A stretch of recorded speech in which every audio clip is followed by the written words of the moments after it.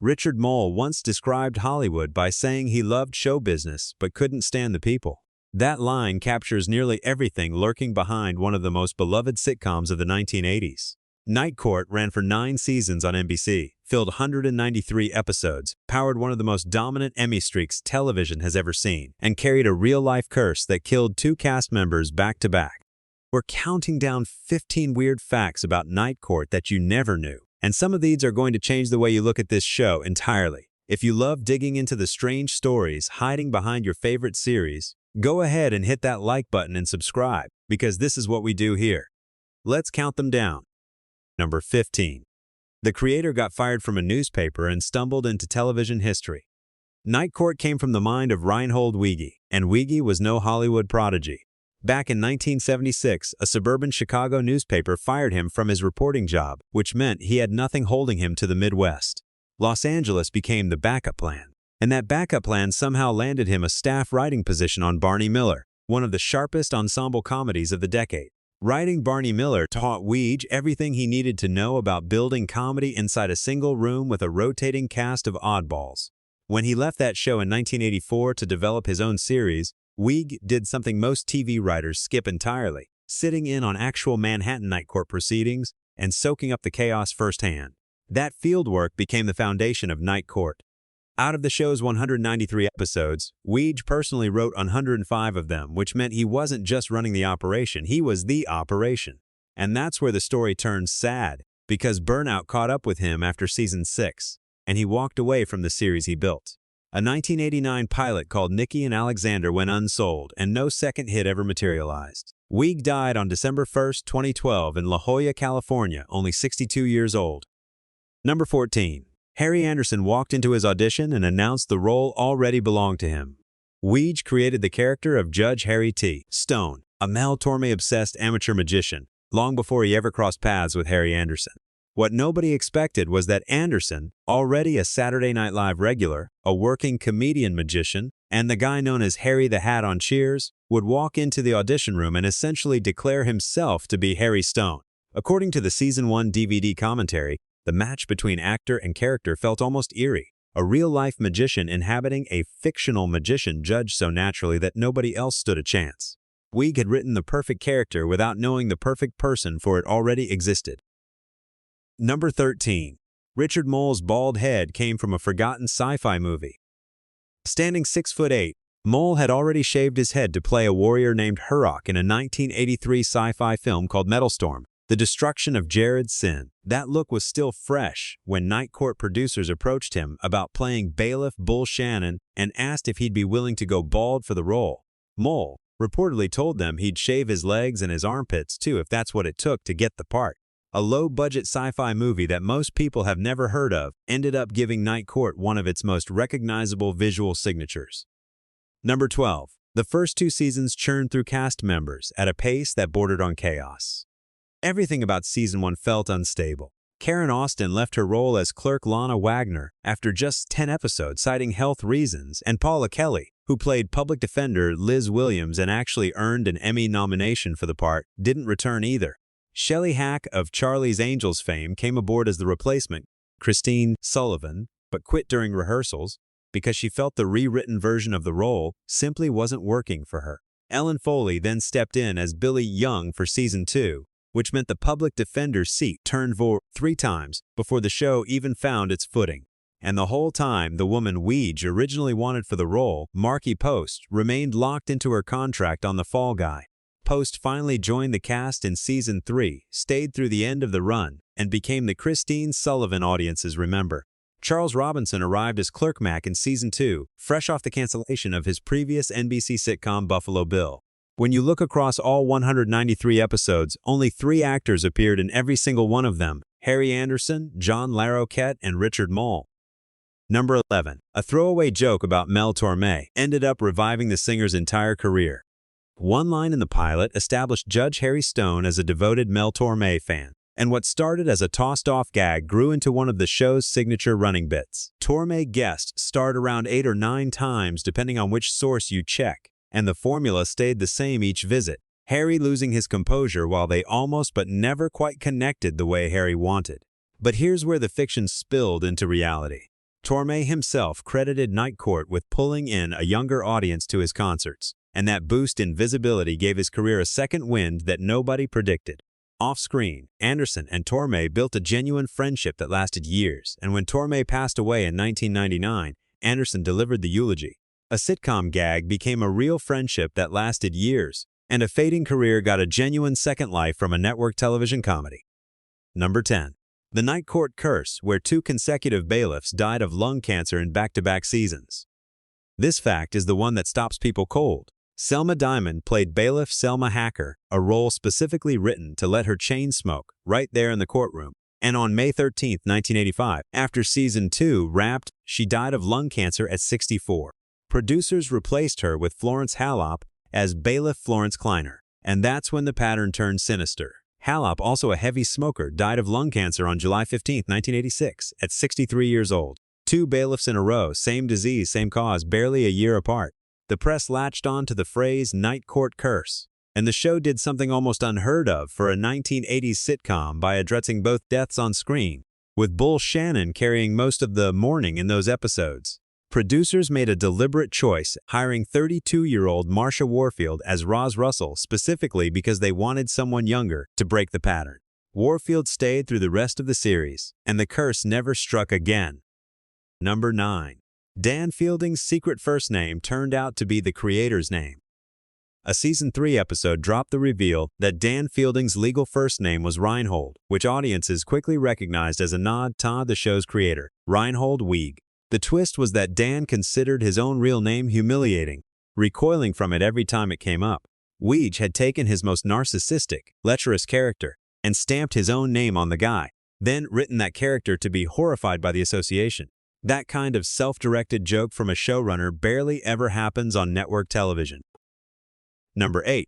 4 consecutive Emmy wins made John Larroquette a record holder. Between 1985 and 1988, Larroquette took home Outstanding Supporting Actor in a Comedy Series every single year for playing Dan Fielding, a streak nobody in that category had ever managed before. David Hyde Pierce later tied the total of 4 wins for Frasier, but Pierce's awards came spread across 1995, 1998, 1999, and 2004, which meant Larroquette's run of 4 consecutive victories still stands alone.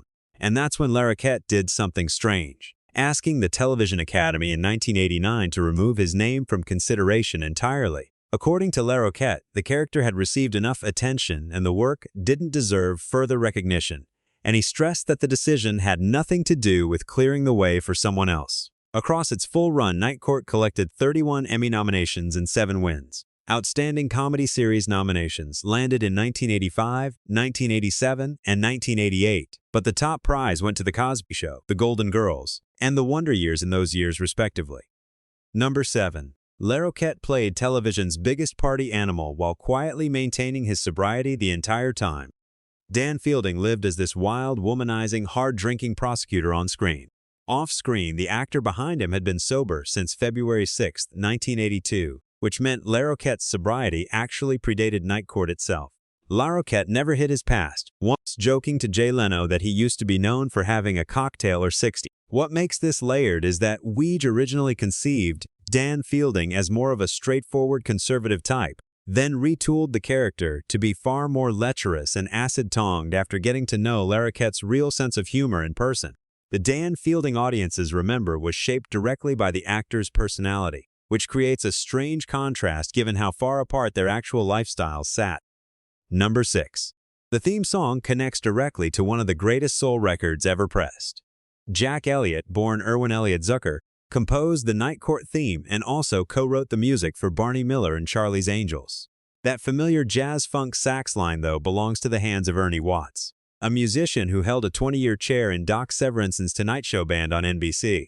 And this is where it gets interesting because Ernie Watts is the same player who laid down the saxophone solo on Marvin Gaye's Let's Get It On.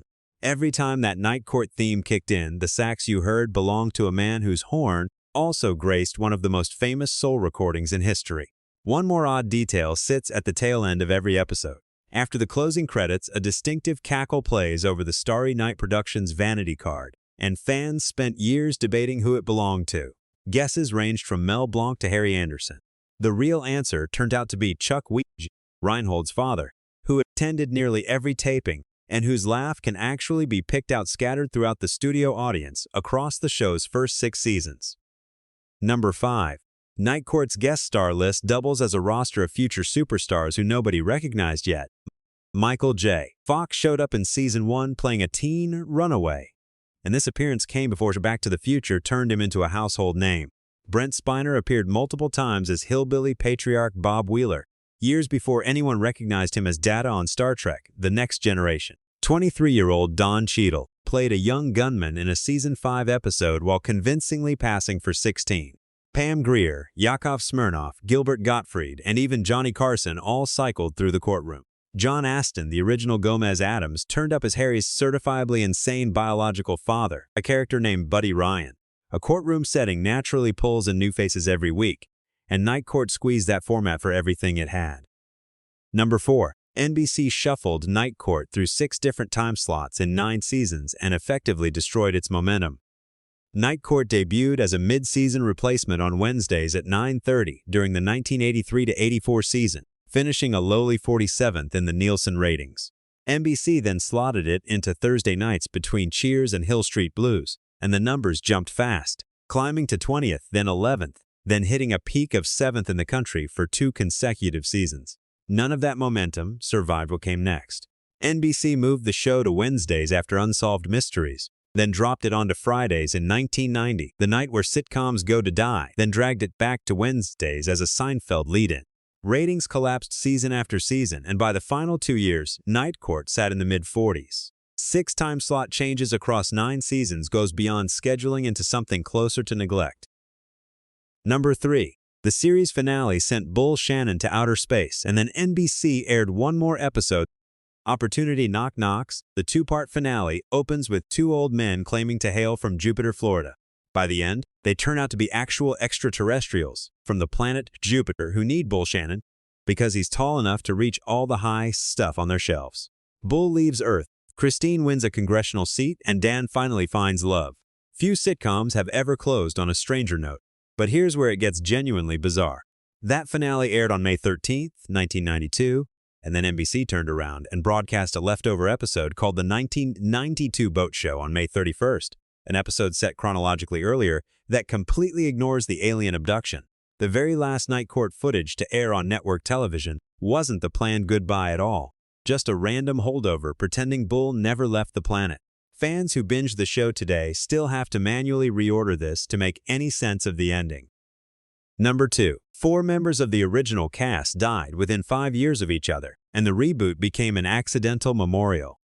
April 16, 2018 brought the death of Harry Anderson in Asheville, North Carolina, at 65 years old, with his death certificate listing a stroke alongside influenza and heart disease as contributing factors. Then 2021 delivered 2 losses in rapid succession. Charles Robinson died on July 11th at 75 from cardiac arrest with multi-system organ failure, and Markie Post followed on August 7th at 70 after fighting cancer for nearly 4 years while continuing to work through chemotherapy without ever disclosing the specific type publicly. Richard Moll died on October 26, 2023, peacefully at his home in Big Bear Lake, California, at 80 years old, and no cause of death was ever released. Factor in the earlier deaths of Selma Diamond and Florence Hallop during the original run, plus Paula Kelly in 2020, and the toll on the Night Court family becomes staggering. Only 2 members of the original regular cast remain alive: John Larroquette and Marsha Warfield. Number 1. The reboot drew the biggest NBC comedy premiere audience in years and still couldn't survive past 3 seasons. December 2020 brought the announcement that NBC planned to revive Night Court with Melissa Rauch, known to most audiences as Bernadette from The Big Bang Theory, developing the project alongside her husband Winston through their production company after January.